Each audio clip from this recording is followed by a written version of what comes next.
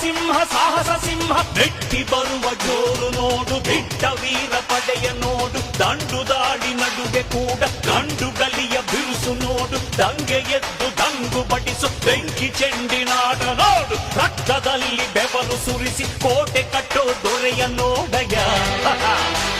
ಇವನಿದ್ದ ಕಡೆಯಲ್ಲೆಲ್ಲ ಘೋರ ಸಿಂಹ ಗರ್ಜನೆ, ಅದು ಯಾರು ಬಂದರು ಕೊನೆಯಾದದು ಸಿಂಹ ಗರ್ಜನೆ.